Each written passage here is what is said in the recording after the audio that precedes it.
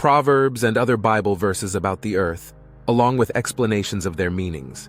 Romans 8:19, 21. For the creation waits in eager expectation for the children of God to be revealed. For the creation was subjected to frustration, not by its own choice, but by the will of the one who subjected it, in hope that the creation itself will be liberated from its bondage to decay and brought into the freedom and glory of the children of God. This passage suggests that creation itself suffers due to human sin and awaits a future restoration. It reminds us that our actions have an impact on the earth and that there is hope for its redemption. It calls believers to anticipate and work toward a restored world where all of creation is renewed. These verses collectively convey a theme of respect, responsibility, and care for the earth as God's creation. They remind us that the earth is both a precious gift and a responsibility, meant to be treasured and protected. Proverbs 3:19. The Lord by wisdom founded the earth. By understanding he established the heavens. This verse emphasizes that the earth's creation was not random. It was founded with wisdom and purpose. It reflects God's intentional design in creating the earth and all that exists within it.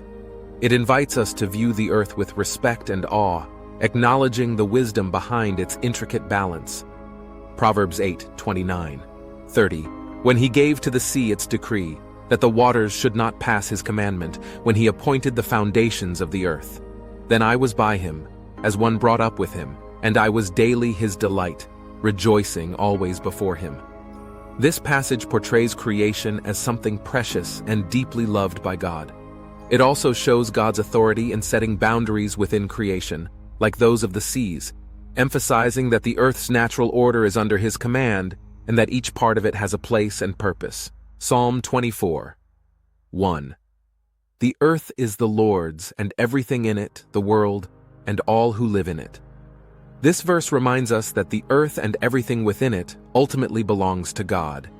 It suggests that humanity is a steward of the earth rather than its owner, encouraging a mindset of caretaking, respect, and responsibility for the environment and all living creatures. Proverbs 12:10. A righteous man cares for the needs of his animal, but the kindest acts of the wicked are cruel. While not directly about the earth itself, this verse conveys the importance of compassion toward all of God's creation. It suggests that the earth and all living beings are interconnected, and true righteousness involves caring for them responsibly. Isaiah 45:18. For this is what the Lord says, He who created the heavens, He is God. He who fashioned and made the earth, He founded it. He did not create it to be empty, but formed it to be inhabited. This verse speaks to God's intention in creating the earth. It was meant to be a place of life, abundance, and community. It suggests that the earth's resources are meant to support life, and that humans are a vital part of its purpose. These verses encourage reverence for the earth as God's creation, a place with meaning and intentionality. They inspire respect for the environment, stewardship, and compassionate care for all that God has created. Psalm 104, 24. 25. How many are your works, Lord? In wisdom you made them all. The earth is full of your creatures. There is the sea, vast and spacious, teeming with creatures beyond number, living things both large and small. This psalm celebrates the diversity of creation, marveling at the wisdom behind the earth's complex ecosystems. It invites a sense of wonder and gratitude for the abundance and beauty of life on earth, encouraging us to see it as a reflection of God's wisdom. Leviticus 25, 23, 24. The land must not be sold permanently, because the land is mine, and you reside in my land as foreigners and strangers. Throughout the land that you hold as a possession, you must provide for the redemption of the land. This verse speaks to the idea that land and property belong ultimately to God, not to people. It serves as a reminder that we are temporary residents on earth, and our relationship with the land should be one of respect and humility, taking care of it for future generations. Psalm 115, 16. The highest heavens belong to the Lord, but the earth he has given to mankind. This verse shows a balance of authority and responsibility. While the heavens belong to God, he has entrusted the earth to humanity. It implies a gift of responsibility where humans are expected to honor and preserve the earth as a gift from God. Jeremiah 2:7. I brought you into a fertile land to eat its fruit and rich produce, but you came and defiled my land and made my inheritance detestable. Here, God expresses disappointment at how his people have treated the land. It's a warning about neglecting and polluting the earth, urging respect and careful stewardship of the natural world, and underscoring the consequences of misusing what has been entrusted to us.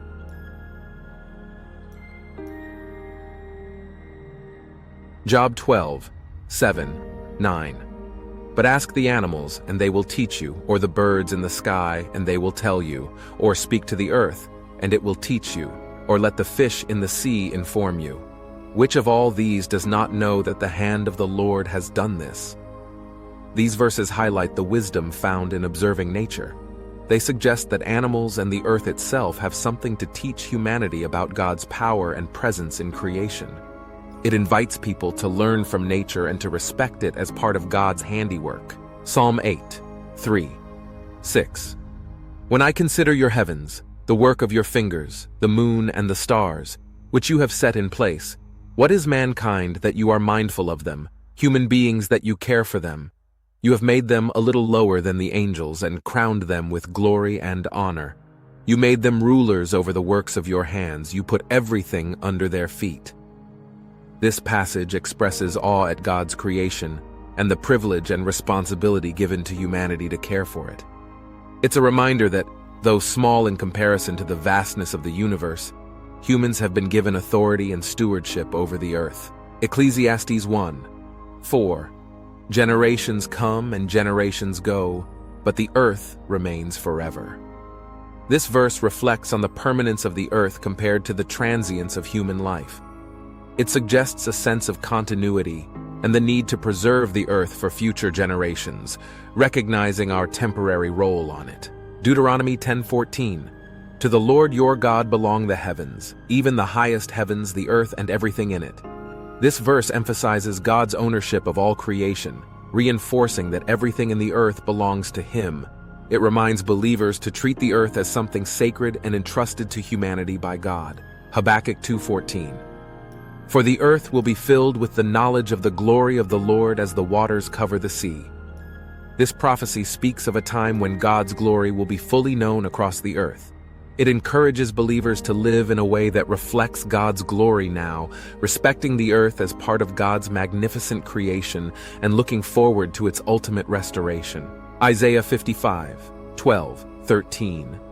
You will go out in joy and be led forth in peace. The mountains and hills will burst into song before you, and all the trees of the field will clap their hands. Instead of the thorn bush will grow the juniper, and instead of briars the myrtle will grow. This will be for the Lord's renown, for an everlasting sign that will endure forever. This poetic imagery presents the earth as a place of joy and flourishing in God's presence. It suggests a vision of peace and harmony in creation, where nature responds joyfully to God's care and restoration. Isaiah 24:4-5. The earth dries up and withers, the world languishes and withers, the heavens languish with the earth. The earth is defiled by its people. They have disobeyed the laws, violated the statutes, and broken the everlasting covenant. Here the Bible describes how human actions can harm the earth. It emphasizes that misuse and disobedience can lead to the earth's suffering, underscoring the importance of following God's laws to ensure the well-being of creation. Revelation 11:18. The nations were angry, and your wrath has come. The time has come for judging the dead, and for rewarding your servants the prophets and your people who revere your name, both great and small, and for destroying those who destroy the earth. This verse serves as a warning that those who harm or exploit the earth will be held accountable. It reflects a biblical principle that caring for the earth is a serious responsibility, and misuse of it is subject to judgment. Job 38:4-7. Where were you when I laid the earth's foundation? Tell me if you understand. Who marked off its dimensions? Surely you know. Who stretched a measuring line across it? On what were its footings set, or who laid its cornerstone? while the morning stars sang together and all the angels shouted for joy. In this passage, God speaks to Job, reminding him of the majesty and mystery of creation. It underscores the idea that the earth was designed with wisdom and care beyond human comprehension, inspiring humility and respect toward creation. Isaiah 40:8.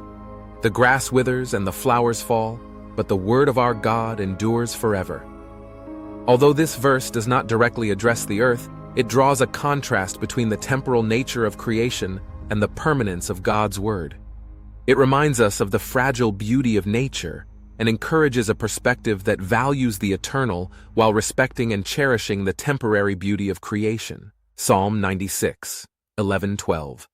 Let the heavens rejoice, let the earth be glad, let the sea resound and all that is in it. Let the fields be jubilant and everything in them. Let all the trees of the forest sing for joy. This verse presents the earth and all its elements as rejoicing in God's presence. It depicts nature as filled with joy and worship, suggesting that the earth itself honors God and inviting humans to join in this reverent celebration of creation. These verses continue to deepen the Bible's themes of respect, reverence, and responsibility toward the earth, portraying it as a source of joy, beauty, and praise that reflects God's glory and creativity. They call for a mindset that cherishes creation, cares for it responsibly, and understands its connection to God's greater purpose. Jeremiah 12:4. How long will the land lie parched and the grass in every field be withered? Because those who live in it are wicked, the animals and birds have perished. Moreover, the people are saying, "He will not see what happens to us." This verse highlights the connection between human wickedness and the suffering of creation. It suggests that when people act unrighteously, the land itself is harmed, leading to the withering of plants and the death of animals. It warns that disregard for righteousness results in the degradation of the earth. Hosea 4:1-3. There is no faithfulness, no love, no acknowledgement of God in the land. There is only cursing, lying, and murder, stealing and adultery. They break all bounds, and bloodshed follows bloodshed. Because of this, the land dries up, and all who live in it waste away. The beasts of the field, the birds in the sky, and the fish in the sea are swept away. In this passage, the prophet Hosea warns that human sin and lack of respect for God's commandments can have a devastating effect on the land and its creatures. It presents a picture of the earth suffering as a direct result of human wrongdoing, reminding us that there are serious environmental consequences to moral corruption. Leviticus 18:25. Even the land was defiled, so I punished it for its sin, and the land vomited out its inhabitants. Here, God speaks about how sin defiles the land to the point where it vomits out its inhabitants.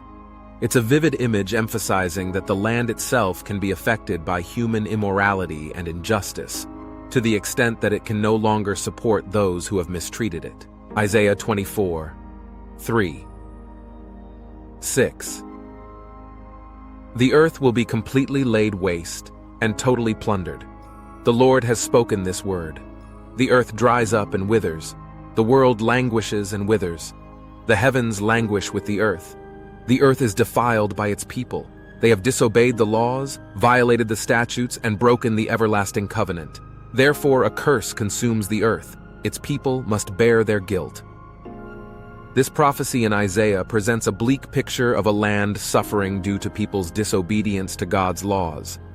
It indicates that disregarding God's principles can lead to a cursed and desolate earth, illustrating the seriousness of stewardship and the natural consequences of abuse. Ezekiel 34:18. Is it not enough for you to feed on the good pasture? Must you also trample the rest of your pasture with your feet? Is it not enough for you to drink clear water? Must you also muddy the rest with your feet? In this verse, God reprimands those who consume resources selfishly, damaging what is left for others. The imagery of trampling and muddying highlights the selfishness of wasting resources. It implies that thoughtless actions lead to the destruction of resources meant for all, warning against greed and wastefulness. Micah 2:2. They covet fields and seize them, and houses, and take them. They defraud people of their homes. They rob them of their inheritance. This verse critiques those who take land and resources by unjust means, exploiting others to benefit themselves. It shows how greed and exploitation harm the land and society, creating a sense of injustice and leading to conflict and destruction. Isaiah 5:8.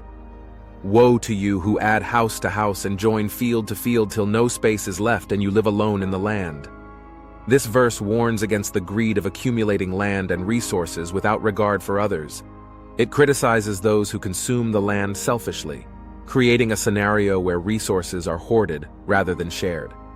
The warning implies that such behavior leads to isolation and emptiness. Amos 8:4-6. Hear this, you who trample the needy and do away with the poor of the land, saying, when will the new moon be over that we may sell grain and the Sabbath be ended that we may market wheat? Skimping on the measure, boosting the price and cheating with dishonest scales, buying the poor with silver and the needy for a pair of sandals, selling even the sweepings with the wheat.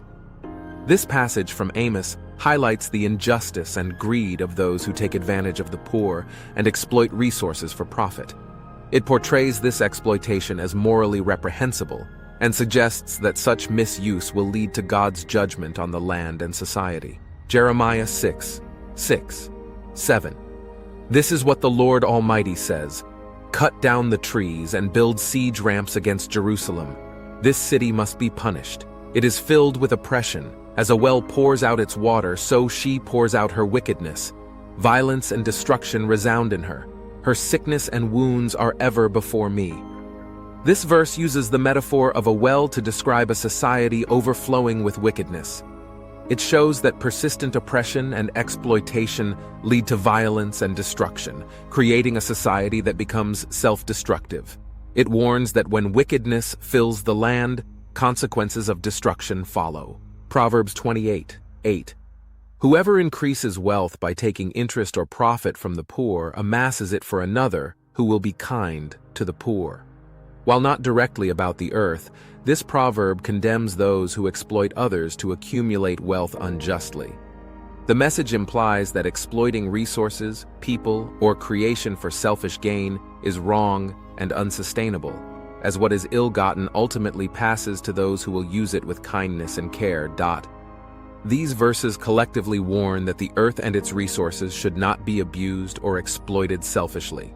They illustrate the consequences of greed, injustice, and neglect, showing that misuse of the land and exploitation of others not only harm creation but also bring judgment upon those responsible. The Bible calls for just and wise stewardship, respect for others, and mindful use of resources. Thank you for watching. God bless. Watch next. Start Pray with Me, subscribe. Special prayer for the earth. Biblical warnings against the misuse of the earth and its resources.